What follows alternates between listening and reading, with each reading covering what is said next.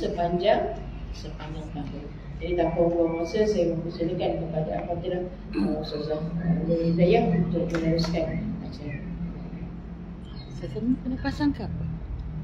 Pakai je pun. Ini sepatutnya ada live FB tapi orangnya tak sampai. Mungkin ini tak perlu kot. Tak perlu. Tapi ni kenapa?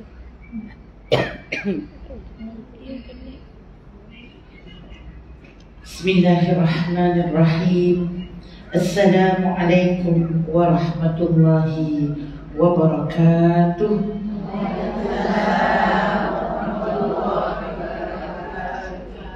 Apa khabar semua? Alhamdulillah. Sini orang Jawa ke? Ha?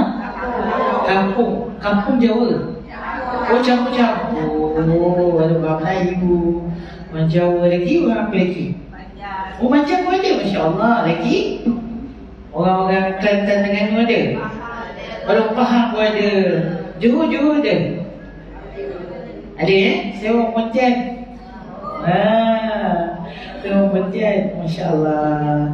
Yalah, Selangor Kuala Lumpur ni dia dah jadi banyak orang luar kan. Dia bukannya asal Selangor juga ya. Macam-macam ada. So insyaAllah, terima kasih kepada Ustazah Safiyah yang telah memulakan slot pada pagi ini.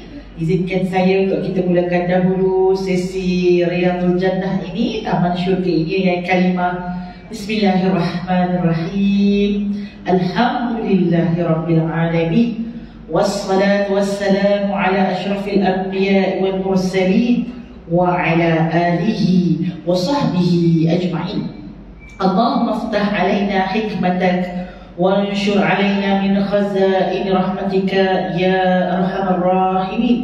اللهم افتح بيننا وبين قومنا بالحق وأنت خير الفاتحين.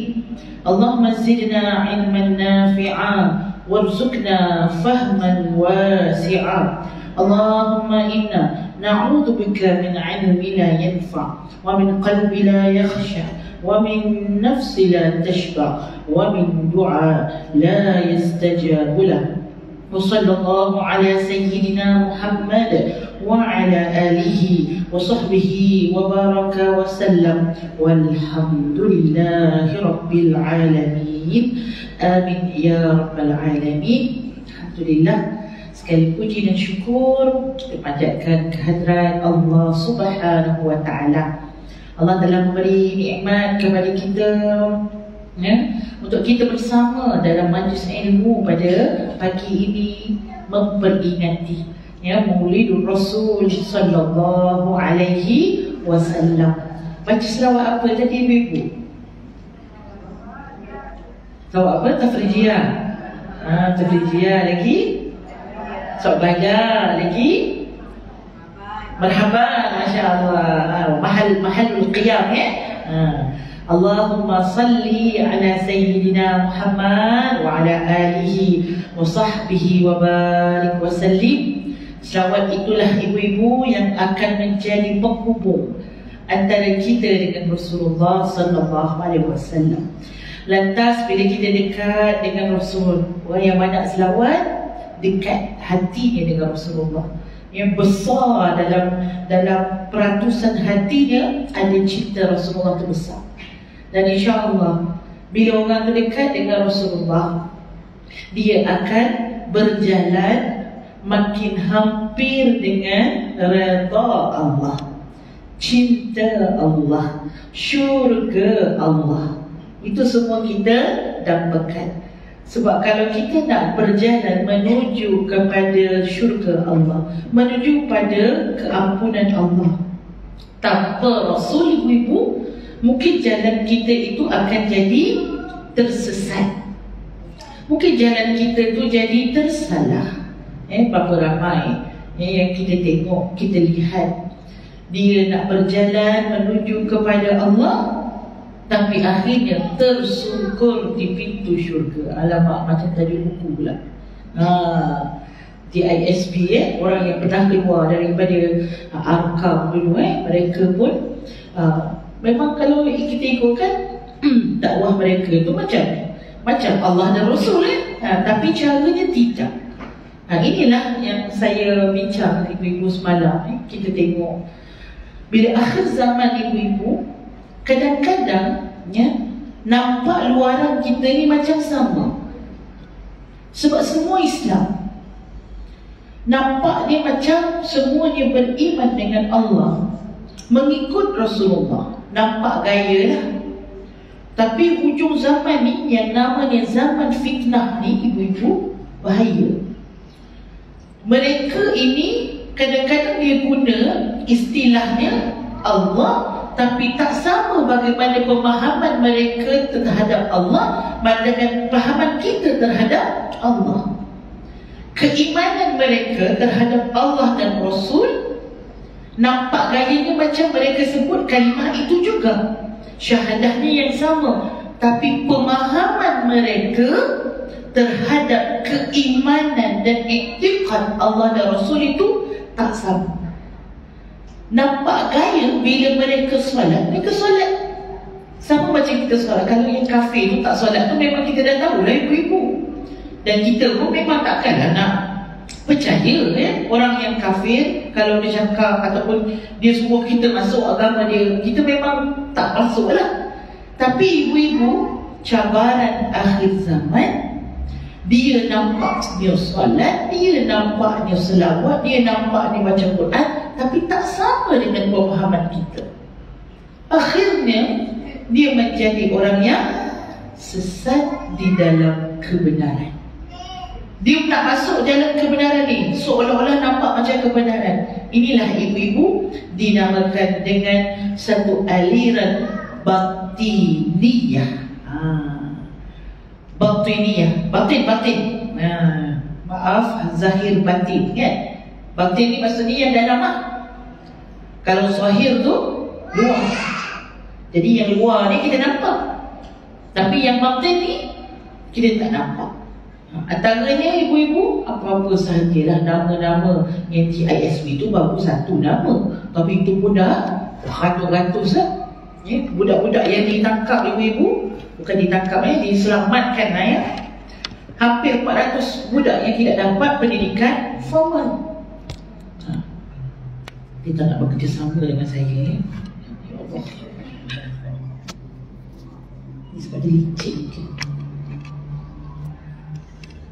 Kita letak lagi sini sekejap ya. Maaf lah ya, sahabat-sahabat online. Jadi ibu-ibu, nama lain bagi semua benda-benda ni mungkin kita pernah dengar, nama the law of attraction, kita pernah dengar daripada Indonesia namanya Garputala, ada macam-macam lah, NLP dan sebagainya ibu-ibu. Jadi saya yakin dan percaya orang cenderawasih namanya Cempaka Sari, suka hati untuk nama Cempaka Sari, okey, bukan cenderawasih, Cempaka Sari ibu-ibu. Ya Allah, jauh benar tu, si dia sama. Cempaka Sari, insyaAllah saya yakin lah orang Cempaka Sari dia tak join lah benda-benda yang macam tu. Biasa dia masuk ibu-ibu aliran Batiniyah ni, kadang-kadang dia masuk dalam motivasi, kadang-kadang dia masuk dalam orang yang bisnes ibu-ibu dia punya mentor dia tu. Jadi dia masuk ibu-ibu. Jadi kita nampak orang tu dia solat, dia cakap Allah juga, tapi Allah dia tak sama dengan pemahaman yang kita belajar pada Quran dan Sunnah. So jadi ini adalah perkara-perkara yang bahaya. Mesti di zaman fitnah ini kita mesti kena makin kuat ikut Rasulullah, makin banyak kita kena selawat. Sebab selawat itu dia akan menarik kita ini. Kalau kita termasuk di dalam apa sahaja perkara-perkara yang jahat ini, perkara yang batil, yang salah ini ibu-ibu, selawat itu akan tarik kita. Kita pun kadang-kadang tanya juga dekat Ustaz Google, betul tak ibu-ibu tanya kat Ustaz Google, macam mana cara sembahyang tasbih? Contoh macam ibu-ibu kita tanya soalan macam-macam lah dekat Ustaz Google. Jadi kadang-kadang dalam Google dia bagi jawapan kepada kita pun kita rasa kita kadang-kadang kita baca tu, iya ke? Macam tu kan? Dia ada rasa macam tak tenang pula hatiku dengar jawapan ni kan. Jadi kita pun reconfirm dengan Ustazah Sofia begitu. Ustazah betul ke Ustazah? Gitu. Yang rasa apa, was-was tu ibu-ibu, itu adalah kesan selawat. Itu fadilah selawat. Bila kita selawat pada Nabi, Allah Subhanahu Wa Taala memberikan hati kita satu rasa ibu-ibu, aku tak tenang lah dengan apa yang, walaupun kadang-kadang orang bagi nasihat macam tu tapi kita rasa macam aku tak selesa rasa benda yang macam tak kena lah, ada benda yang tak kena, lantas kita pun meninggalkan perkara tadi. Ada makanan yang mungkin viral ibu-ibu tapi kita rasa macam syah aje kan, halal ke? Contohnya kalau yang jenis food hunter tu, dia tak kisah ibu-ibu. Ada satu TikToker yang macam tu nama dia food bank, nama dia food bank. Food bank senang lah ingat food bank. Dia ambil mana-mana lah kedai-kedai yang viral ibu-ibu. Jadi dia pun masukkan lah dekat dalam food bank tu untuk orang macam orang, yelah orang kan kadang-kadang nak cari makanan yang sedap Jadi ibu-ibu tahu dia konten dia kedai apa ibu-ibu? Kedai nasi lemak ibu-ibu. Kita kan orang Melayu pun suka nasi lemak kan? Tapi nasi lemak babi. Nasi lemak babi. Dan nasi lemak babi tu, yang babi tu dia buat rendang, buat masak merah, apa lagi yang kita makan dengan lauk-lauk tu ibu-ibu, sambal babi ibu-ibu. Jadi orang kata rasa nak muntah kan ibu kan, sebab dia buat gaya tu macam rendang betul. Macam rendang betul. Kalau dia potong tu ibu pun tak kecil-kecil tu, memang tak perasan dah babi. Memang tak perasan ibu-ibu. Kalau biasa orang masak babi ni, dia masak gaya-gaya Cina, betul tak? Dia macam buat macam apa orang kata, kicap-kicap kan? Macam panggang-panggang tu. Panggang tu dia ada yang dia apa, kita panggil macam barbecue sikit macam barbecue. Jadi kita memang kita tak makan lah kan? Tapi kalau dia buat masak rendang ibu-ibu, takut tercedok je. Ini kat Malaysia bukannya dekat Amerika. Ni kat Malaysia, bukan kat Bali. Bali tu babi golek tu biasa je kat Bali kan. Ni Malaysia ni, dan sudah ada di Malaysia perkara yang begitu. Jadi kalau kita rasa ibu-ibu kita banyak selawat, kita rasa macam iya ke, halal ke? Kita akan rasa tinggalkan lah. Was-was. Was-was dalam perkara begitu mendatangkan ketidaktenangan kita pada apa yang kita nak buat itu tanda selawat sedang menarik kita ibu. Alhamdulillah. Jadi cinta Rasulullah ini adalah kita punya penyelamat kita dunia dan akhirat. Nak dapat syafaat Rasulullah sallallahu alaihi wasallam, mestilah kita kena mencintai Rasulullah. Mesti kita kena ikut apa yang Rasulullah sallallahu alaihi wasallam ajarkan kepada kita. Jangan lari.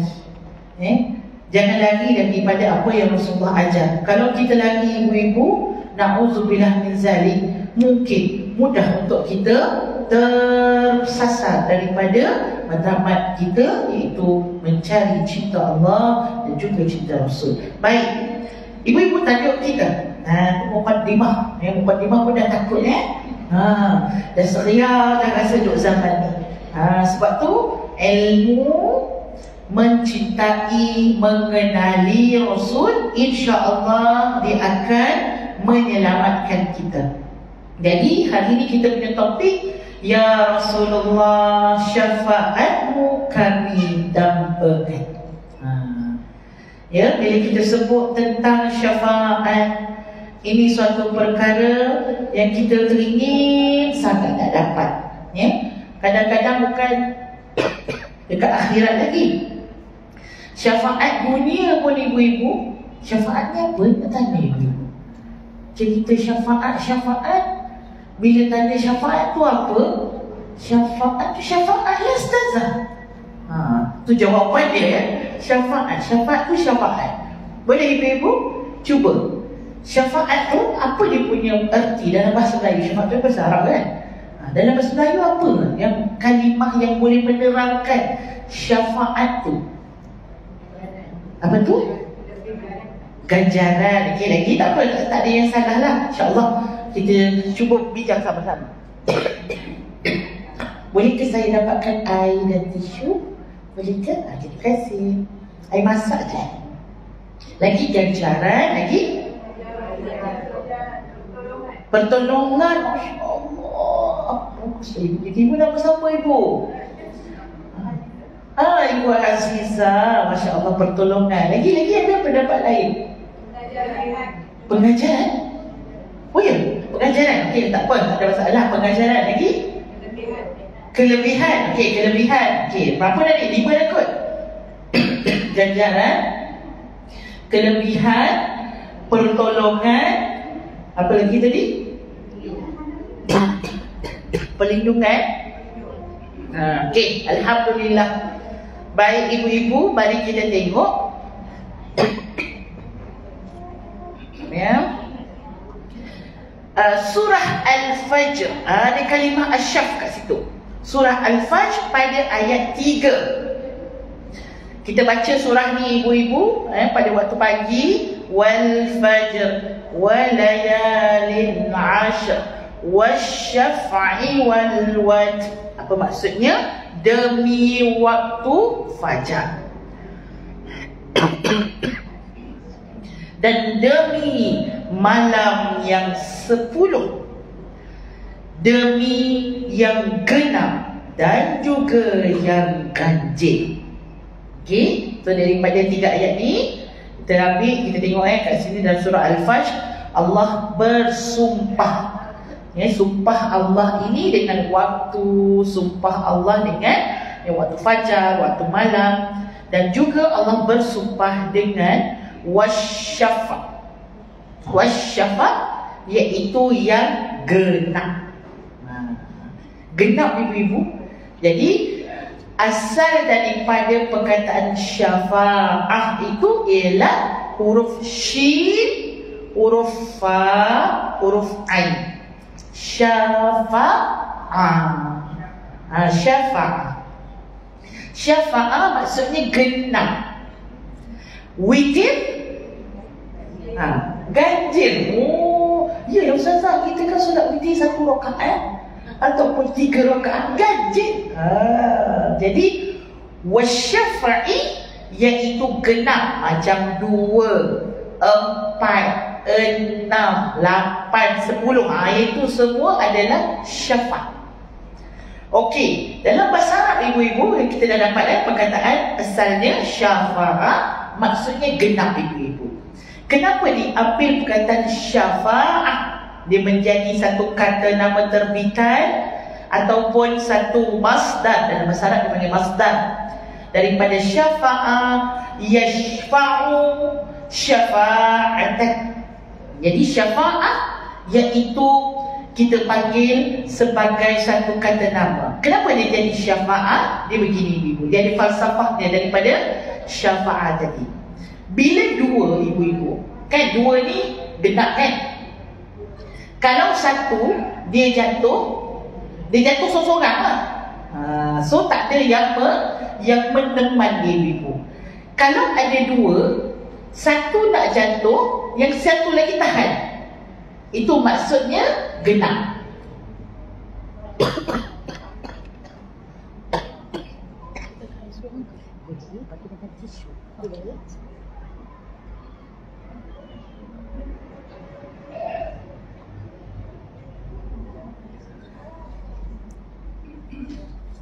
Dia akan ada yang mengapa kita panggil mempertahankan, benteng-benteng.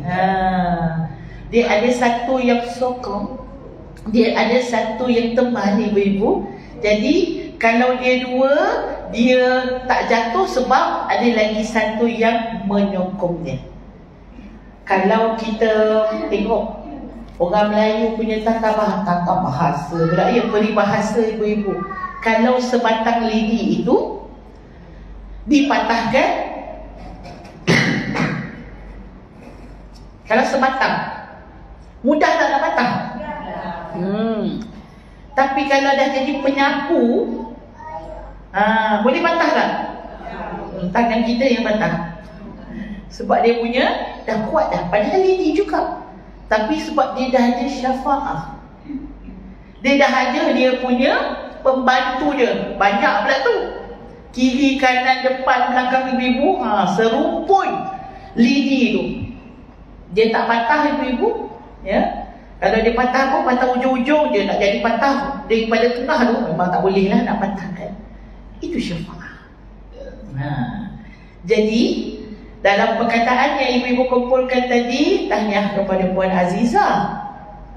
Kerana maksud yang paling tepat ibu-ibu boleh tulis syafa'ah adalah pertolongan, bantuan. Jadi orang nak dapat pertolongan, bantuan, biasanya orang tu susah lah ibu-ibu. Kalau orang tu senang, buat apa pula dia nak cari bantuan? Tak ada orang dia kaya ibu-ibu, saya nak minta zakat lah. Kenapa orang minta zakat? Sebab saya senang sangat.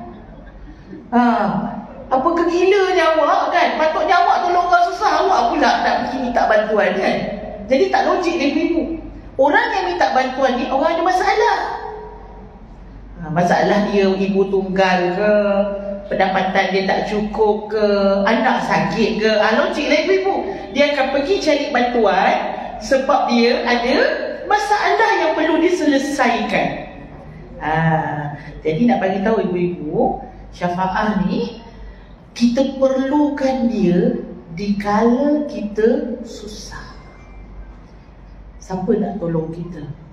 Kalau kita kat dunia kita susah, kita boleh pergi cari ketua kampung. Adalah jalan-jalan dia tu. Cari adik-beradik kita, "Kak, kau ada duit lebih tak, Kak? Aku tak cukup duit lah." Contoh macam tu. Cari BFF kan. Tolonglah, saya perlu sangat ni kan. Kau nak tolong apa? Kau tolonglah aku ni nak cari barang, tak pandai bawa kereta, contoh kan. Tak ada apa kenderaan nak ke sana, tolonglah nak bawakan aku ke sana. Boleh, jom anytime. Dalam dunia ibu-ibu, bila kita susah, banyak cara. Dengan pihak berkuasa ke, dengan kawan ke, keluarga ke, adalah jalan ibu-ibu. Tapi nanti kalau kita dah sampai akhirat, kita susah, ada tak? JKK. Padam kira Apa JKK kata? Kau nak minta tolong aku pun susah juga. Aku pun susah juga. Pandailah kau cari sendiri. Dulu kat dunia aku ada jawatan, sekarang ni aku pun kena menanggung juga kan. Banyak masalah aku. Pandailah kau. Kita nak cari anak kita ibu-ibu kan. Hari ni kadang-kadang kita minta tolong anak kan. Kalau nanti dekat padang mahsyar, ada tak anak kita nak tolong kita? Ada. Anak tak kenal mak, mak tak kenal anak, jiran tak kenal jiran dah, presiden tak kenal dah. Ini dia punya apa? Anak bangsa dia tak kenal dah ibu-ibu. Sebab apa? Sebab apa tak kenal? Sebab semuanya sibuk. Sibuk sendiri. Nafsi. Masing-masing pada hari ini dengan diri masing-masing. Tak ada siapa yang boleh memberikan pertolongan.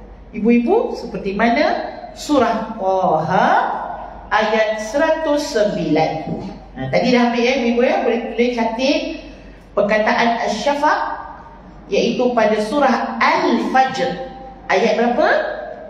Ayat 3. Surah Al-Fajr ayat 3. Sekarang kita nak tengok bagaimana huru-haranya hari kiamat, iaitu pada surah Taha ayat 9, ayat 109. 109. 109. Baik, ayatnya berbunyi. Dah jumpa ibu-ibu? Kalau yang pegang Quran tu boleh beli ataupun kat telefon pun ada juga ya. Surah Taha. Taha ni antara nama Rasulullah sallallahu alaihi wasallam. Nama Rasulullah kalau dalam Quran ini ada surah Muhammad kan? Itu memang nama Nabi Muhammad lah. Nama lain bagi Nabi Muhammad Taha. Nama lain bagi Nabi Muhammad Yasin. Ini semua nama-nama lain bagi Nabi sallallahu alaihi wasallam. Baik, pada ayat 109. A'udzu billahi minasyaitonir rajim.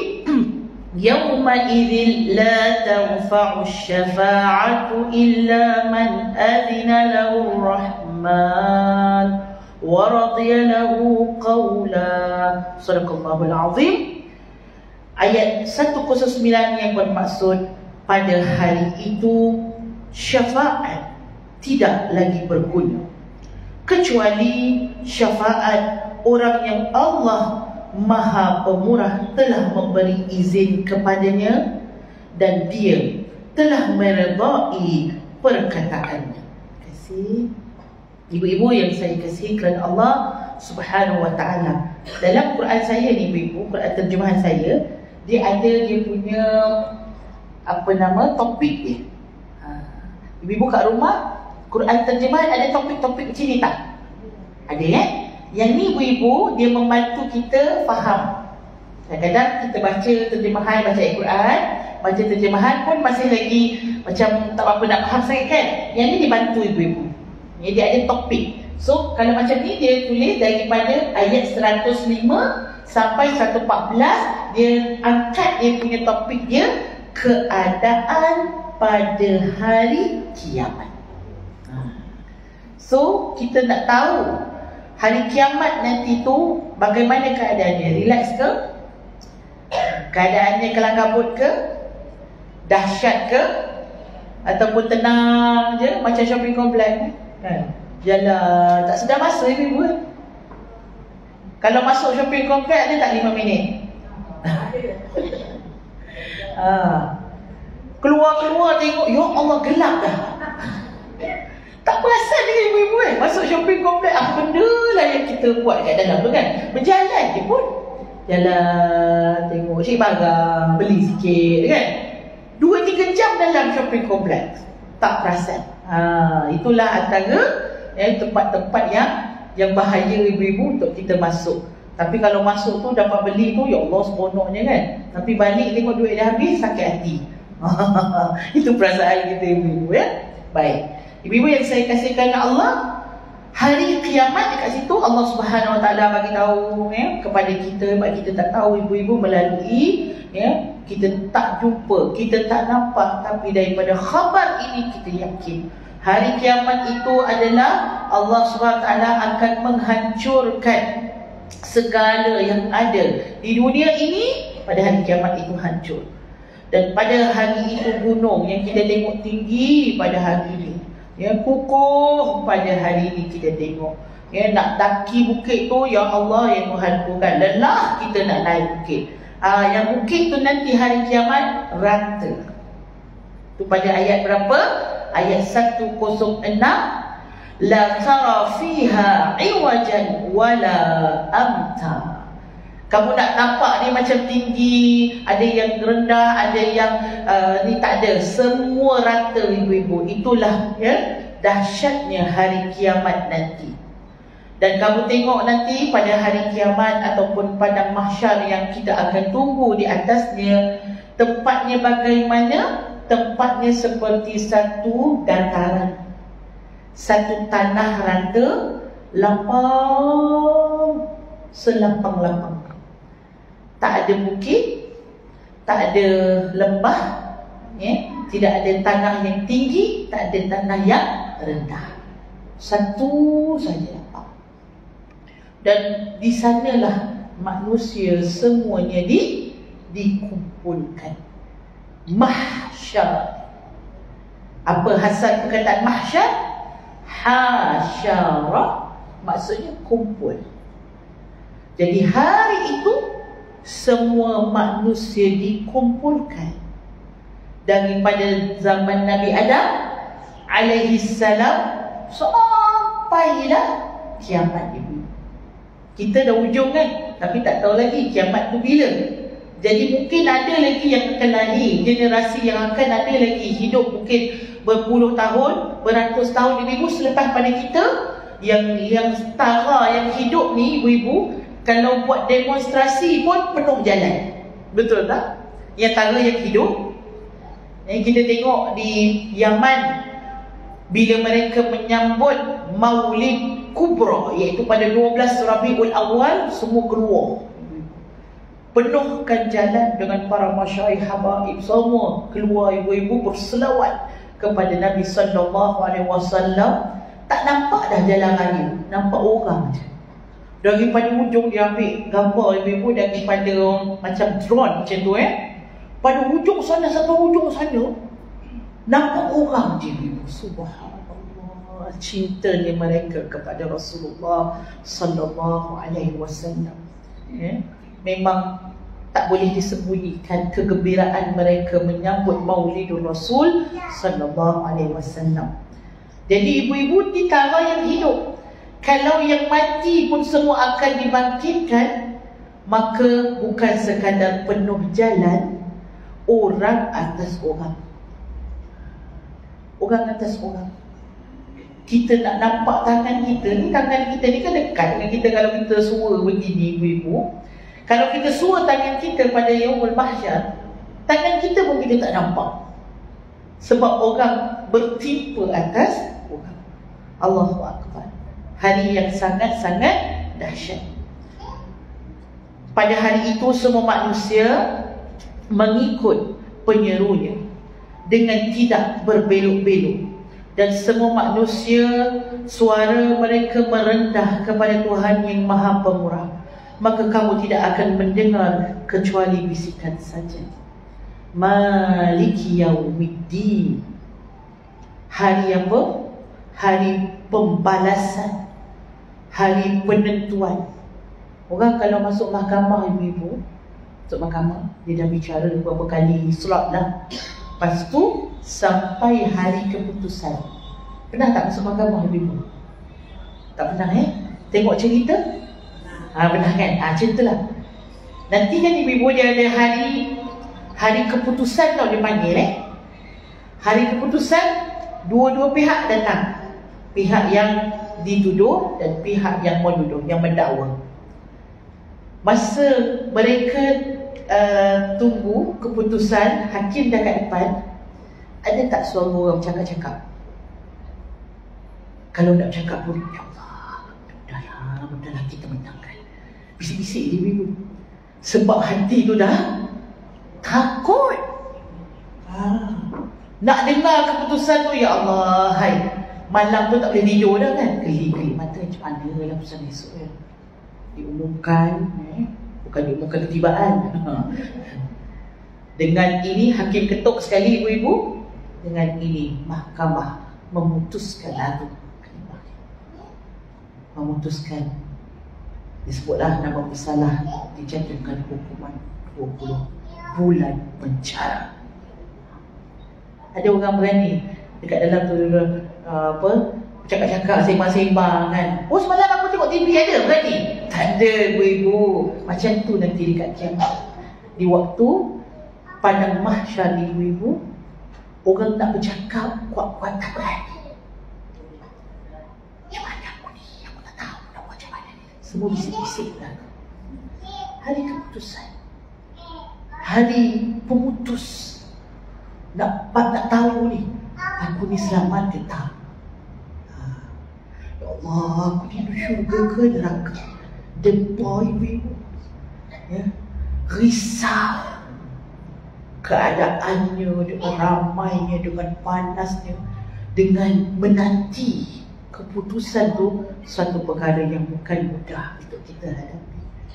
Tambah lagi, kalau banyak dosa ibu, menanggung dosa ni kat belakang.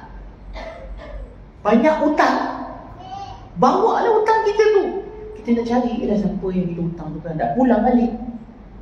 Berat belakang. Jumpa, dah lah cari susah, cari-cari, ya Allah kajar. Ni hak senduk hari tu. Senduk pinjam kaca tak pula-pula.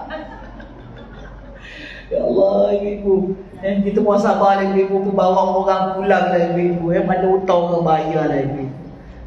Duit tak buat mati pun. Sayang saja nanti duit saya jadi kurang kan. Nanti kat sana lagi beban ibu-ibu. Tahu orang yang muflis ialah orang yang dia banyak dia punya amalan dia, tapi banyak juga dia mumpat orang lain. Banyak juga dia sakitkan orang lain, banyak juga dia zalimi orang lain. Dia orang muflis. Dia asalnya ada duit, asalnya ada dia punya amalan dia, tapi habis pun kena bagi. Sebab bila jumpa Kak Jah kata Kak Jah tak pakai dah senduk ni. Kak Jah tak ada nak masak dah sekarang ni. Kak Jah sekarang ni nak pakai pahala je. Kau boleh bagi pahala kau kat Kak Jah. Alah Kak Jah, janganlah macam tu Kak Jah. Kak Jah kita kan geng dulu Kak Jah. Bukan maksudnya ibu Kak Jah kata geng-geng, aku tak pakai dah, aku nak bagi kat kau, aku tak nak, aku nak pahala kau. Sampai dah ibu, kita dah bagi dah kita punya apa pahala pun dah tak ada. Tapi hutang banyak lagi ni, zalim orang banyak lagi, kita pun jumpa. Na'udzubillah min zalim ibu. Ya aku ni minta maaf lah dulu aku kat dunia aku buat kau. Kata tak apalah, aku okey je, aku dah tak ada dah rasa dendam apa semua. Tapi aku bolehlah maafkan kau dengan syarat apa? Aku nak pahala kau. Ya aku dah tak ada pahala lah. Tak ada pahala dah, habis dah akhir pahala semua. Oh kalau kau tak ada pahala, tak apa, kau ambil dosa aku. Lah habis macam mana? Aku pun dah banyak dosa ni kan. Pahala aku dah lah tak ada, aku kena ambil dosa kau pula. Kalau kau nak aku maafkan kau, satu je lah kau ambil dosa aku, settle masalah. Kita dah kosong-kosong. Aduh hai, kena ambil pula dosa orang kita tanggung ibu-ibu. Hanya orang muflis. Jadi hati-hati. Hak-hak orang, jangan zalim orang, jangan tamak yang ada pada tangan orang. Yang kita punya tak apa. Tapi yang pada orang punya kita nak kata kita punya, itu jangan. Ini kita hati-hati. Baik ibu. Kita tengok kepada ayat seterusnya 109. Ayat cerita pasal tadi yang tak ada orang bercakap kuat-kuat ibu-ibu 108. Ayat 108, orang tak cakap kuat-kuat, orang bercakap berbisik-bisik kerana takut pada hari tersebut. Ayat 109, maka pada hari itu tidak lagi berguna syafaat. Syafaat maksudnya pertolongan, bantuan. Masa tu dah tak ada dah. Ya, bantuan sara hidup, bantuan apa lagi ada kan? Bantuan persekolahan, bantuan ibu tunggal ibu-ibu. Hari tu dah tak pakai dah ibu-ibu. Tak ada lagi lah pertolongan-pertolongan yang lain. Jadi ada orang ibu-ibu, dia kadang-kadang bila dia baca ayat ni, dia salah faham lah. Dia kata syafaat tak ada, tak payah sibuk cari-cari syafaat. Sebab apa ayat ni sebut yauma idzal la tanfa'u syafa'ah. Dia baca separuh dia ibu-ibu. Dia kata nanti hari akhirat nanti tak ada syafaat dah. So kenapa pula kita nak pergi cari syafaat Rasulullah sallallahu alaihi wasallam? Jadi dia baca ayat tak habis. Kalau dia baca betul-betul, illa man adzina lahu rahman, kecuali, tadi memang kata tidak ada, tapi lepas tu kecuali yang diizinkan oleh Allah Subhanahu wa ta'ala. Maksudnya ada syafaat, tapi bukan syafaat yang di dunia, yang biasanya kita dikelilingi dengan bantuan, talian hayat, pertolongan ini dekat dunia. Waktu dekat sana nanti tak ada dah, kecuali pertolongan yang diizinkan oleh Allah, iaitu syafaat Rasulullah sallallahu alaihi wasallam. Jadi ibu-ibu, syafaat ini dia ada dua. Satu syafaat sughra, syafaat kecil. Dan ada lagi satu syafaat kubra. Siapa dapat syafaat kubra, settle masalah. Iaitu apa? Syafaat kubra adalah syafaat daripada Rasulullah sallallahu alaihi wasallam. Syafaat sughra, syafaat kecil, contoh, sila-sila ibu-ibu. Apa syafaat kecil? Apa syafaat yang boleh menyelamatkan kita. Dunia pun kadang-kadang boleh, di akhirat pun boleh. Yang boleh selamatkan kita syafaat, sedekah. Okey, lagi di bacaan Al-Quran kan. Contohnya bacaan surah Al-Mulk. Kalau kita baca surah Al-Mulk, kita akan dapat syafaat dia dekat dalam alam barzakh. Alam kubur tu, dia akan menyelamatkan kita daripada seksa kubur. Syafaat Al-Quran. Kan kita baca Quran, nanti Al-Quran akan ya'ti yaumul qiyamah syafi'an li ashabihi.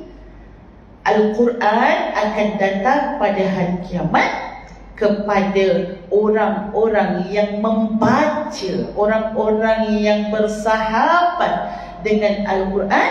Nanti dia akan memberikan syafaat. Kan kita sebut tadi, syafaat ini akan diperlukan oleh orang yang susah. Kan tadi kita dah sebut betapa banyak susah bertimpa-timpa pada yaumul mahsyar. Jadi bila susah-susah tadi, Quran akan datang dan menyelamatkan kita, akan mengeluarkan kita daripada kesusahan yang kita buat. Ada juga dekat sana ibu-ibu syafaat daripada solat jenazah. Solat jenazah, bila kita tengok orang yang meninggal, yang datang ni ramai sangat. Sekiranya seorang yang meninggal didatangi ataupun yang menyolatkan jenazahnya 40 orang soleh, apa dia punya syafaat? Akan diampunkan dosa jenazah tadi. Subhanallah. Jadi kalau orang tu ramai ibu-ibu, kita rasa insya-Allah lah dapat 40 orang yang soleh tu. Tapi kalau yang datang tu dia mak repit, kawan repit semua datang. Wallahu ta'ala alam lah ibu-ibu yang tu macam mana. Tapi kalau boleh, biarlah kita ini berkawan di dunia. Dalam dunia ni biarlah bukan kawan saja, tapi berkawan dengan orang yang soleh. Sebab bila orang soleh dengar kita meninggal dunia ibu-ibu, dia akan datang solatkan kita. Dia akan bagi penghargaan yang terakhir kepada kita. Dia doakan, dia solatkan, dia bacakan Yasin yang dibagi pada kita. Ini adalah syafaat daripada solatnya orang-orang yang soleh. 40 orang yang soleh. Syafaat kawan baik ibu-ibu boleh jadi juga. Ini syafaat sughra, ada semua syafaat kecil-kecil. Bila kita na'udzubillah min zalik, kawan-kawan kita semua geng-geng kuliah duha, sahabat Al-Quran, apa lagi? Sahabat marhaban, pakai baju sama, tiba-tiba salah seorang tak ada ibu-ibu. Mana Kak Timah tu? Bukan nama sebenar ya. Mana Kak Timah? Semua orang ada ni kan, tapi tak cukup koran pula Kak Timah tak ada. Jadi mereka pun tanya pada Allah, ya Allah, kami dulu dekat dunia kalau pergi baca Quran ni semua ada, termasuklah Kak Timah tu. Tapi Kak Timah tak ada ni ya Allah. Dia dekat mana ya Allah? Tahu-tahu dekat, patut tak jumpa. Dia dekat neraka. Na'udzubillah min zalik. Ya Allah, bagaimana kau kumpulkan kami dekat dunia dulu, dalam majlis Al-Quran. Ya Allah, kau kumpulkan jugalah kami di syurga. Boleh diangkat sahabat tadi yang duduk kat neraka sebab syafaat kawan-kawan yang baik. Allah. Ibu, tengok sikit muka saya ibu. Kalau saya ibu tak jumpa nanti, panggil-panggil lah ibu. Panggil-panggil lah saya ibu. Takutnya ya Allah, mudah-mudahan kita jumpa hari ni, dapat syafaat kawan-kawan yang baik, ukhuwah kerana fillah dan kerana Allah Subhanahu wa taala. Jadi ini antara syafaat yang ada. Yang kecil lah, syafaat kecil.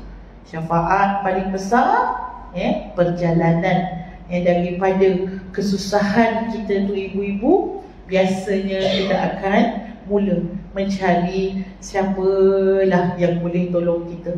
Maka manusia pun mula mencari Nabi Adam alaihissalam. Cari Nabi Adam AS. Nabi Adam kata apa? Aku pun malu depan Allah. Aku nak minta syafaat untuk orang. Aku ni dulu termakan buah dekat dalam syurga tu. Tak tahulah. Rasa malu nak minta dengan Allah. Korang pergilah, pergi carilah Nabi Nuh AS. Tadi Nabi Adam adalah bapa manusia. Jadi Nabi Nuh AS bapa manusia yang kedua. Selepas daripada banjir besar, semua mati. Siapa yang tak naik atas kapal semua mati. Walaupun anak-anak Kanaan naik panjat atas gunung, ayah dia panggil, ya bani irkam ma'ana, wahai anakku mari naik sama dengan ayah. Tak apa ayah, saya boleh naik atas gunung ni. Habis sebab air hampir memenuhi seluruh bumi. Semua tak selamat. Yang atas kapal binatang, manusia 83 orang di atas kapal itu saja yang selamat. Dan 83 orang tu ibu-ibu, 3 orang itu adalah daripada anak-anak Nabi Nuh AS, Sam, Ham dengan Yafis. 3 orang. Kan'an yang Kan'an dia yang panjat gunung tadi, itu anak nombor 1 ibu-ibu. Jadi 3 orang ini akhirnya, yang lain tu 80 itu adalah cucu-cucu Nabi Nuh AS. Jadi maksudnya generasi manusia yang baru semuanya adalah anak Nabi Nuh AS. Jadi mereka pun cari Nabi Nuh. Wahai bapa kami Nabi Nuh, tolonglah. Ni anak-anak cucu-cucu ni susah ni. Tolonglah minta pada Allah. Kamu kan Nabi Allah, kamu kan Rasul Allah. Mintalah pada anak-anak, selamatkan kami semua ni. Jadi kata Nabi Nuh, nafsi. Hari ni masing-masing dengan diri sendiri. Maka aku anak dengan bini pun tak selamat. Dan anak dengan bini aku pun aku tak boleh nak bagi syafaat. Macam mana nak bagi syafaat pada kalian? Kamu pergi carilah Nabi Ibrahim AS, iaitu bapa kepada segala anbiya, bapa kepada para nabi. Jumpa Nabi Ibrahim AS. Apa Nabi Ibrahim kata? Aku pun tak tahu nak cakap. Aku dulu pun menipu juga. Masa aku letakkan kapak pada berhala yang besar, sedangkan sebenarnya bukan berhala besar tu yang memusnahkan berhala-berhala yang kecil, tapi aku tipu supaya mereka ini beriman pada Allah. Jadi aku pun malulah nak cakap depan Allah, aku pun ada dosa. Waktu kemudian mereka pun pergi kepada Nabi Isa AS. Nabi Isa dia tak ada melakukan dosa ibu-ibu. Nabi Isa dia hidup dia 33 tahun. Tapi tadi sebenarnya Nabi-Nabi tadi pun bukanlah dia buat dosa ibu-ibu. Bukanlah dosa seperti mana dosa kita manusia ni, tapi mereka malu ibu-ibu. Mereka malu dengan kesalahan yang mereka lakukan, walaupun hakikatnya Allah yang berkehendak untuk memberikan satu pengajaran kepada manusia ketika terbuat salah. Ataupun macam Nabi Ibrahim AS, iaitu bagaimana helah di dalam menyampaikan dakwah kepada manusia. Itu helah dia bukannya dosa besar ataupun dosa menipu, tidak. Baik ibu-ibu, sampai Nabi Isa diangkat ke langit dalam usia 33 tahun. Maksudnya dia hidup tu kejap ibu-ibu. Dan kemudian diangkat ke langit. Dia pun tak ada melakukan dosa, dan akhirnya ibu-ibu dia pun kata, kamu pergilah kepada Nabi Muhammad sallallahu alaihi wasallam untuk minta syafaat daripada Rasulullah. Bila ibu-ibu, kita ni dah lama sangat menunggu. Dekat Yaumul Mahsyar ni tak dihisap-hisap lagi tahu ibu-ibu, baru tunggu. Okey, terima kasih. Baru tunggu. Nak tunggu tu punya lama. 1 tahun ibu-ibu di dunia, beribu tahun dekat akhirat ibu-ibu. 1 tahun dunia tu beribu tahun di akhirat. Jadi kita ni tunggu sana ibu-ibu, ya Allah, punya lama. Tak settle. Maksudnya tak boleh lagi hisap. Kalau dah boleh hisap, bolehlah kita tahu siapa yang masuk syurga, siapa yang masuk neraka, yang berjalan dekat atas titian sirat yang jatuh, maksudnya ke kawah api neraka, yang terus jalan ke ujung, maka mereka selamat, mereka ke syurga, destinasinya. Bila tunggu lama-lama ibu-ibu, dia sampai dah tak sanggup dalam penantian itu, satu penyiksaan. Maka Nabi SAW, waktu inilah Nabi kata Nabi akan menggunakan satu doa yang mana Nabi tak guna lagi dulu kat dunia. Semua para Nabi lain, semua dia dah guna dah. Dia punya doa yang tak akan ditolak itu, semua dah guna. Ada yang guna untuk nak umatnya, ada yang guna untuk keselamatan. Tapi yang ini Nabi Muhammad tak guna, dia simpan untuk umat dia pada hari kiamat nanti, pada hari akhirat nanti, hari nak bantu umat dia. Maka Nabi SAW mula bersujud kepada Allah. Nabi bersujud kepada Allah, Nabi meminta kepada Allah, ya Allah, Kau berikanlah penentuannya kepada kami, kerana kami dah tak sanggup lagi dah menunggu di padang mahsyar ini. Maka Nabi SAW pun Allah kata, angkatlah kepalamu wahai Rasul, sesungguhnya hari yang dijanjikan itu akan dilaksanakan. Jadi umatmu adalah menjadi umat yang pertama akan dihisab oleh Allah. Umatmu menjadi umat yang pertama akan masuk ke syurga, dan pintu syurga itu diketuk oleh Nabi sallallahu alaihi wasallam. Gerbang itu dibuka oleh Nabi sallallahu alaihi wasallam. Yang mendapat syafaat Rasulullah dapat meminum daripada telaga Kautsar. Dalam surah Al-Kautsar, inna a'tainakal kautsar. Jadi sesungguhnya kami memberikan kepadamu Al-Kautsar. Al-Kautsar ni maksudnya banyak ibu-ibu. Satu maksudnya adalah telaga Kautsar, yang mana siapa yang meminum telaga Kautsar, dia sekali minum kan panas, orang ramai, matahari ke atas, kita akan kehausan, kita akan keletihan, kita akan kelaparan. Siapa minum daripada telaga Kautsar, dia akan tidak haus selama-lamanya. Tapi siapa yang nak minum dalam telaga Kautsar ni, ada amalan yang perlu dilaksanakan. InsyaAllah kita akan tengok kejap lagi. Kenapa pula jam tu pukul 9.10 pukul 10.37. Baik, ibu-ibu yang saya kasihkan oleh Allah SWT, maka minum dalam telaga Kautsar dan mendapat syafaat Rasulullah, hatta orang-orang yang bukan sahaja orang yang baik, orang yang berdosa besar pun, tapi kalau dalam dunianya dia lakukan perkara-perkara yang mendamba syafaat Rasulullah, walaupun si pelaku dosa besar, dia boleh dapat syafaat Rasulullah sallallahu alaihi wasallam. So insyaAllah ibu-ibu, kita hari ini kita tanya diri kita, macam mana nak dapat cara mendapat syafaat Rasulullah sallallahu alaihi wasallam. Kita yakin dah ibu-ibu yakin dah kan?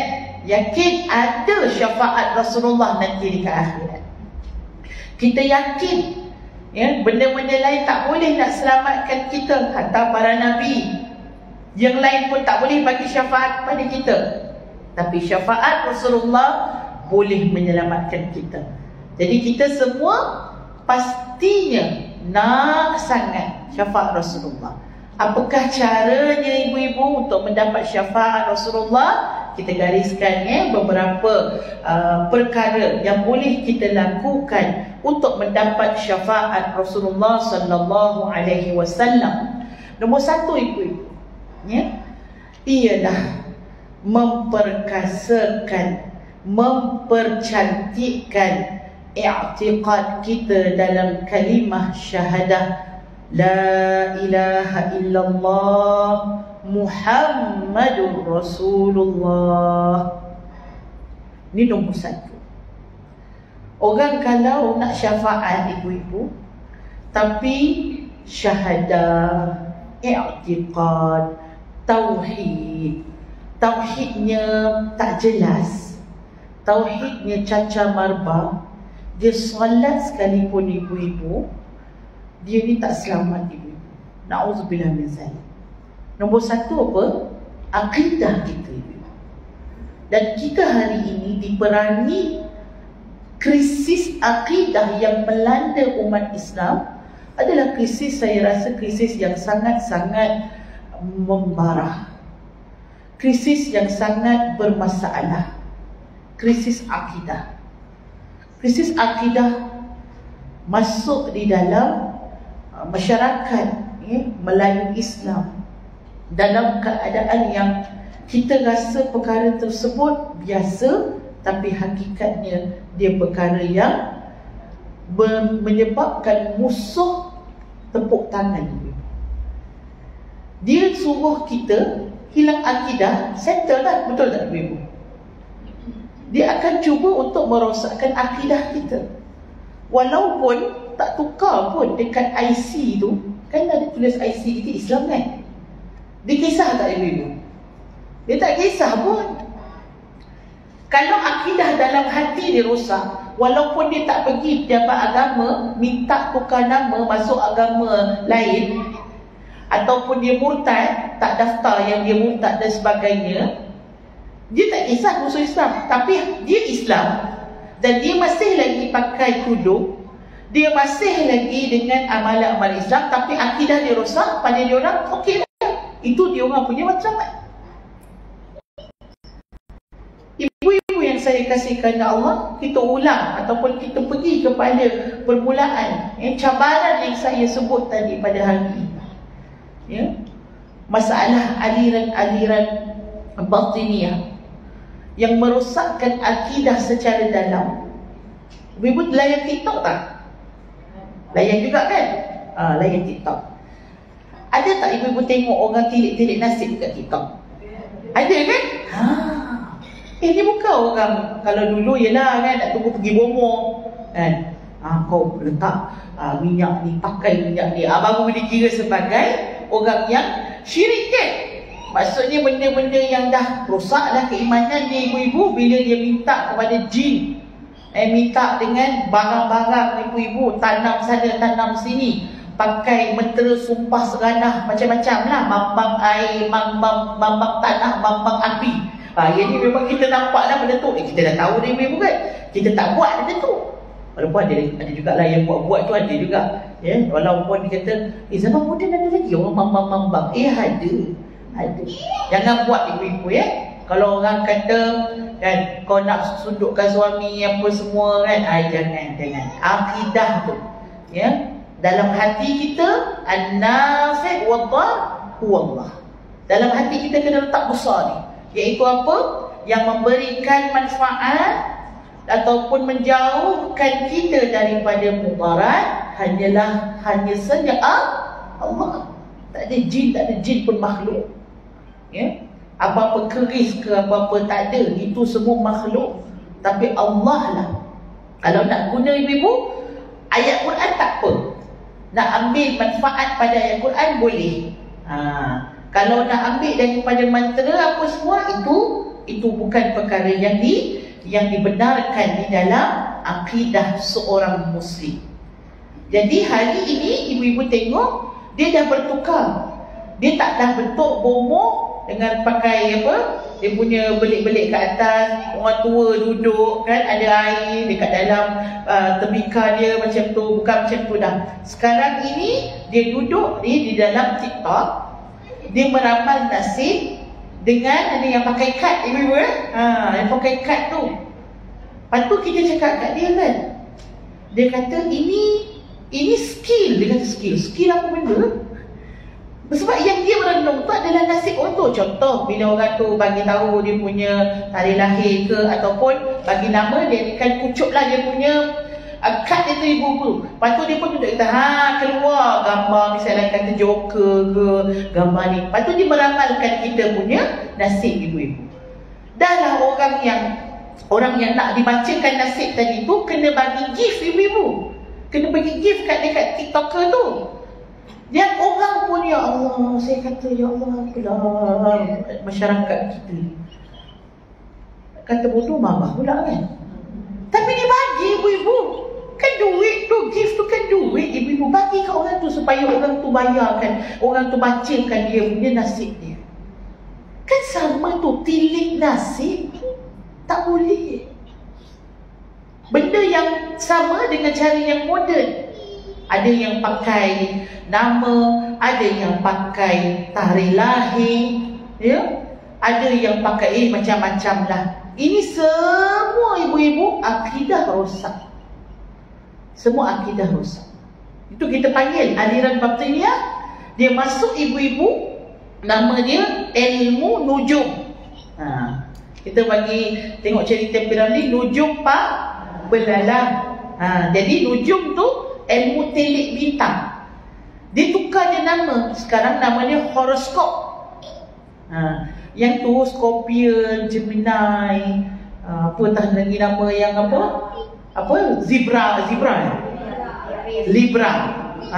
Semualah semua yang lahir tu ibu-ibu. Dulu dia datang dekat majalah.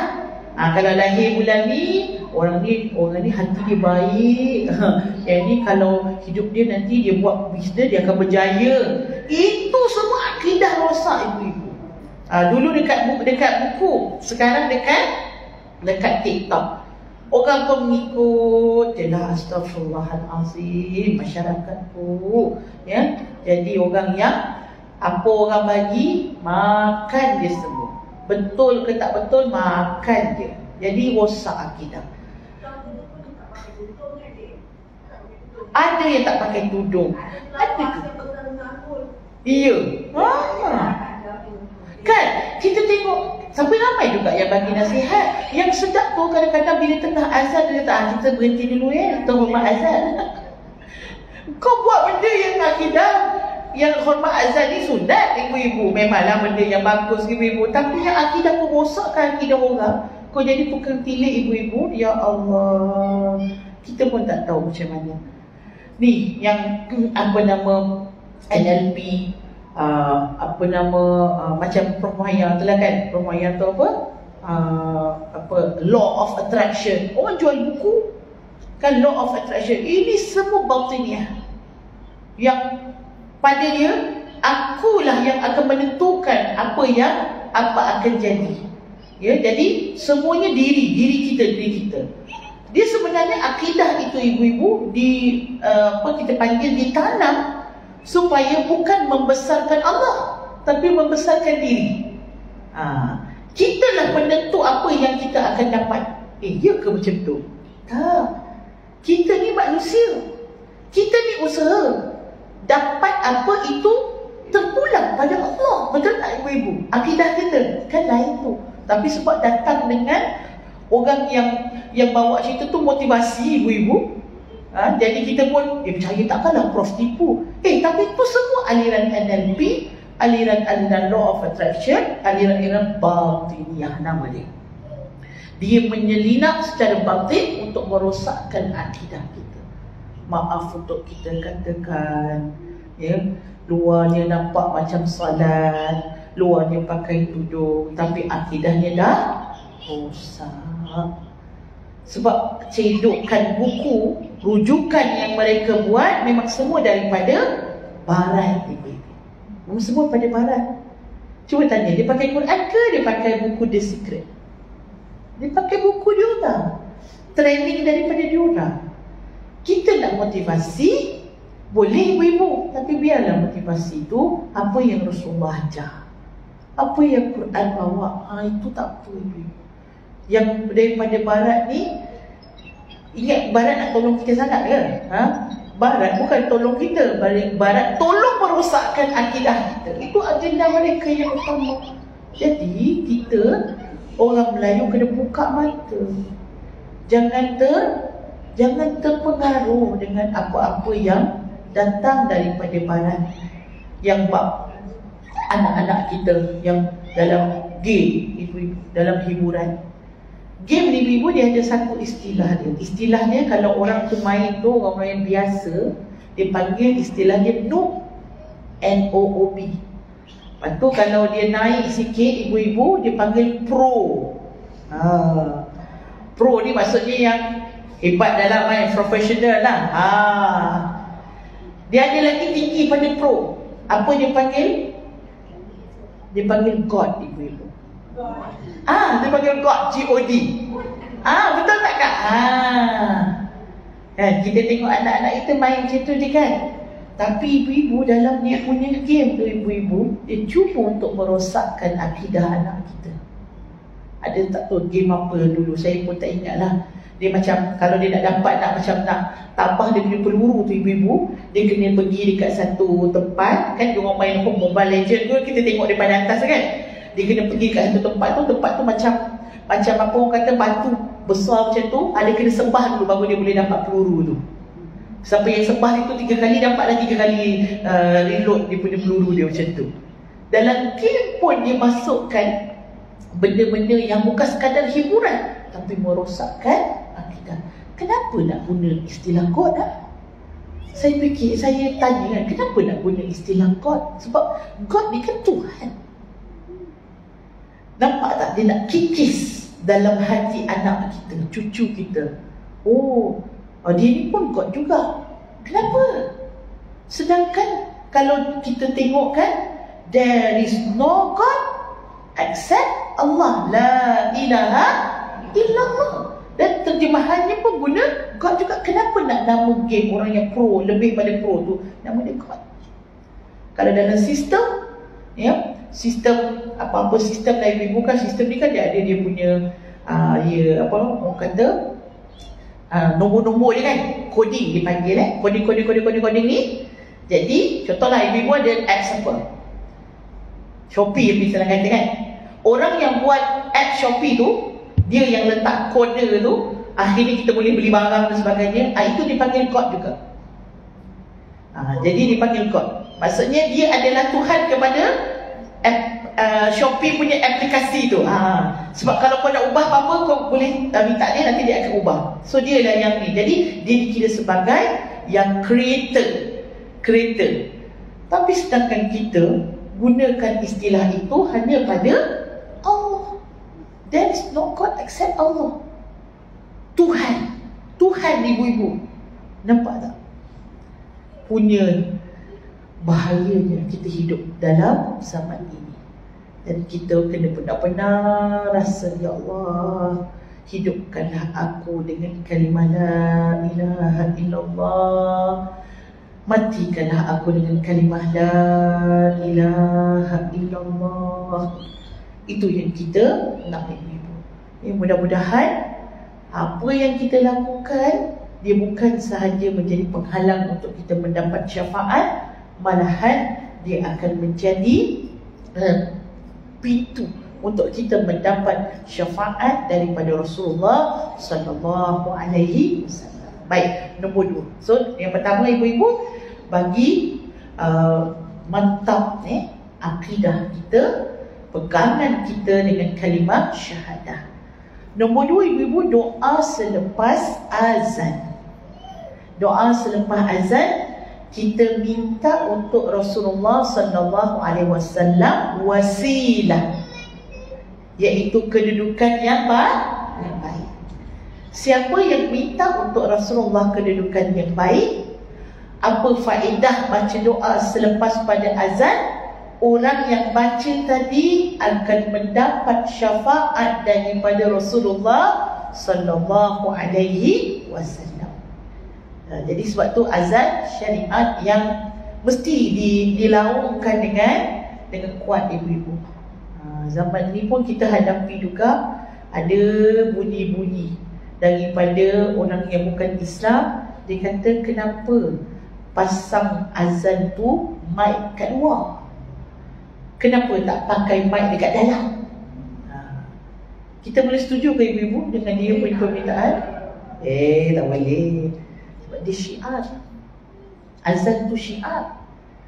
Sebab orang yang kalau dah mesti ibu-ibu nak azan, dia orang dah tahu dah, orang ni tak perlu azan dah. Sebab apa dia dah mesti dah.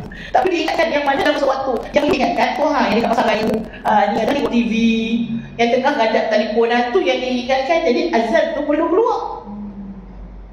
Kalau yang lain tak apalah, ya. Katalah tarhib ke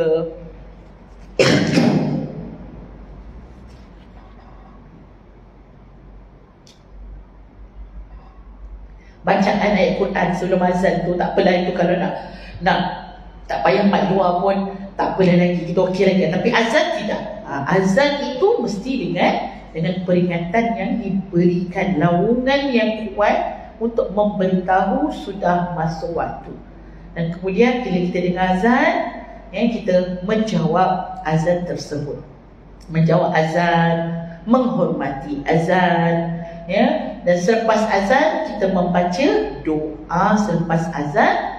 Ini antara cara untuk mendapat syafaat daripada Rasulullah sallallahu alaihi wasallam. Baik ibu-ibu, tu yang kedua yang kita boleh amalkan dalam kehidupan kita. Nombor 3, ibu-ibu mengikuti sunnah Rasulullah sallallahu alaihi wasallam. Follow sunnah. Sunnah ni banyak ibu-ibu. Sunnah banyak, Masya Allah. Ada sunnah yang wajibah, sunnah yang wajib untuk kita ikuti. Ada sunnah yang masnunah, sunnah yang sunat untuk kita ikuti. Yang ketiga, ada sunnah adatan, sunnah yang adat, rutin harian, tapi Nabi tunjuk kat kita, maka kita ikut ibu-ibu, kita dah dikira sebagai mengikuti sunnah walaupun pada adatnya. Baik, kita ambil setiap satu ni ibu-ibu. Sunnah, dia sunnah tapi tahap dia wajib. Yang Nabi buat tapi tahap dia kita wajib buat. Apa dia ibu-ibu? Contoh dia, sunnah wajibah solat. Solat tu ikut Nabi lah. Sebab Nabi yang ajar kita kan, sallu kama ra'aitumuni usalli. Salatlah kalian seperti mana kalian melihat aku salat. Jadi kita tahu macam mana nak rukuk, apa nak dibaca di dalam selepas Al-Fatihah, apa yang kita nak baca di dalam tahiyat akhir. Semua tu Nabi tunjuk, Nabi berikan contohnya. Dan kita sebagai umat Islam, kita wajib menunaikan salat, yang mana salat tu adalah contohnya dibawakan oleh Nabi. Jadi insya-Allah ibu-ibu, kita walaupun kita mungkin adalah sunat-sunat yang sunat tu yang kita tak boleh buat, tapi sunat wajib mesti kita akan buat seperti mana yang Rasulullah buat. Solat kita, puasa ikut tak Nabi puasa? Ikut. Nabi puasa dalam bulan Ramadan kan? Kita ikut Nabi puasa. Nabi puasa daripada pagi, terbit fajar sehinggalah tenggelam matahari. Itu yang Nabi buat. Apa yang Nabi buat, apa yang Nabi tinggal di dalam puasa, apa Nabi niat, itu yang kita ikut. Jadi sunnah itu ialah sunnah wajibah. Maksud kata, kalau kita menjalankan apa rukun yang wajib di dalam agama ini, fardu-fardu dalam agama ini, maksudnya kita sedang memegang sunnah Rasulullah sallallahu alaihi wasallam. Maksud yang kita dengan Nabi ni, ya Allah, hai, dekat ibu-ibu. Saya punya istilah, saya kata kita dan sunnah berpisah tiada. Sebab polis dia buat macam tu. Polis dan masyarakat berpisah tiada. Yelah ibu-ibu, polis tu dia nak jaga kita, betul tak? Kalau tak ada kita, dia pun tak adalah kerja tu. Jadi dia pun dapat kerja sebab kita ibu-ibu. Dan walaupun polis tu kadang-kadang macam tak ada kerja lah ibu-ibu kan, kerja dia beraun aja. Tapi ibu-ibu kalau dia tak raun, dia pun tak tahu mana tempat yang berlaku keselamatannya diragut, ya, keselamatannya sudah apa kita panggil hilang keselamatan tu, maka dia kena bertindak, kan? Saya bersama dengan polis, banyaklah ibu-ibu dekat Baka, ya, bersama dengan dekat Menara 1, Menara 2, Bukit Aman, kan. Memang polis memang macam-macam tak ada kerja lah ibu-ibu, kan. Dia orang ramai tu tak ada kerja, tapi sewaktu diperlukan mereka ada. Sewaktu diperlukan mereka ada. Jadi yang mereka jaga kita, dan kita pun memerlukan kepada polis apabila berlaku keselamatan tadi diragut. Baik. Yang kedua ibu-ibu ialah sunnah yang memang sunnah masnunah. Kita ada apa hadiah ni belakang ni.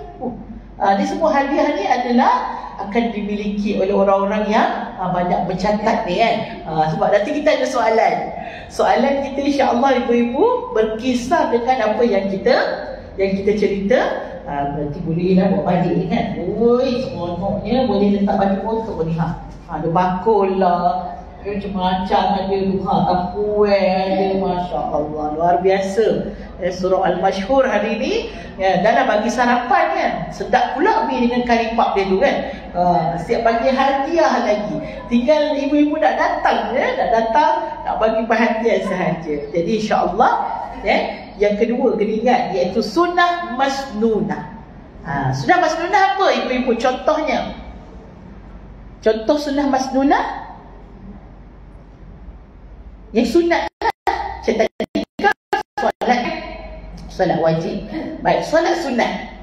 Nak kata apa Nabi ajar kita? Ada solat sunat ni macam-macam lah, kan. Istikharah, solat tasbih, tahajud, hajat. Tapi ada 3 yang Rasulullah jarang tinggal. Nabi buat hatta pada waktu Nabi mukim dan juga musafir. Apa 3 ni? Iaitu yang pertama solat duha, ibu-ibu. Solat duha. Dalam buku Syama'il Muhammadiyah, Nabi walaupun atas kenderaan, Nabi solat juga. Solat duha 2 rakaat. Tapi kalau Nabi di tempatnya, kadang-kadang Nabi solat lebih daripada 2 rakaat, lebih daripada adanya 2 rakaat, 2 salam, 4 rakaat 2 salam, 3 rakaat 2 salam. Maksudnya Nabi very committed dengan salat duha. Yang kedua ibu-ibu, salat namanya salat witir. Kita timbul salat witir waktu Ramadan je. Habis Ramadan, habislah witir kita, kan. Salat witir ni Nabi sentiasa, Nabi suka buat. Solat witir. Buatlah ibu-ibu. Kalau tak yakin, rasa nak bangun pagi, adalah hari ni penat sangat ni, macam takut tak terbangun, solat sebelum tidur. Boleh. Selepas solat isyak tu, macam dalam tarawih kan terus buat, kan. Ada orang yang terus balik, itu dia buat nanti waktu dia tahajud nanti. Tapi maksud kata boleh buat witir sebelum tidur. Tapi kalau yakin, boleh. Nanti dah siap, dah solat tahajud dan semua solat-solat lain, baru dia solat witir. Masya Allah, sangat bagus. Mengikuti sunnah Rasulullah sallallahu alaihi wasallam. Yang ketiga ibu, solat apa? Qumil lail illa qalila, iaitu solat tahajud. 3 solat. Solat sunat, dia sunat, tapi yang Nabi sangat banyak buat. Yang lain pun Nabi buat juga, tapi kadang-kadang Nabi ada kena tinggal, ya, dalam keadaan musafir. Tapi yang ni memang Nabi sentiasa lakukan. So ibu-ibu, kalau kita nak ikut sunnah Nabi, kita tengok apa yang Nabi buat banyak, kita buat. Apa yang Nabi buat, kita buat dalam ibadah sunnah. Yang wajib tadi solat, yang solat sunat tadi kita buat. Dia berkaitan juga dengan puasa. Apa yang Nabi banyak puasa? Puasa Ashura, kan? Nabi berpuasa. Kenapa? Kami lebih layak untuk berpuasa berbanding dengan orang Yahudi. Sebab orang Yahudi kata, inilah Allah selamatkan Nabi Musa daripada Fir'aun, dan sebab tu kami berpuasa. Kalaulah kalian berpuasa, kami lagi aula berpuasa, sebab Nabi Musa tu adalah Nabi kami. Kalian kata Nabi Musa Nabi kalian, tapi kalian tak ikut pun, kan? Banyak dia punya alasannya. banyak dia punya cengkadak. Tahu ibu-ibu cengkadak? Kalau cengkodok boleh makan. Cengkadak ibu-ibu menyakitkan hati. Ini Bani Israel. Ada dia jawapan dia pada Nabi Musa. Nabi Musa suruh pemegang pergi masuk Palestin. Dia kata, Musa, kau masuklah dengan Tuhanmu, kami duduk sini tunggu. Boleh pula ibu-ibu. Dia buat alasan macam tu. Suruh disembelih lembunya, macam-macam pula dia tanya. Lembu kerja apa dia? Kerja apa lembu tu? Warna apa? Jantan betina. Macam-macam pula soalan dia. Banyak dia punya cengkadak ibu-ibu, Bani Israel. Jadi kami ni tak. Kalau kami kata Nabi suruh, Rasulullah suruh, wish, kita buat ibu-ibu. Tak tanya dah, sami'na wa ata'na. Kalian sami'na wa asayna. Kamu dengar tapi kamu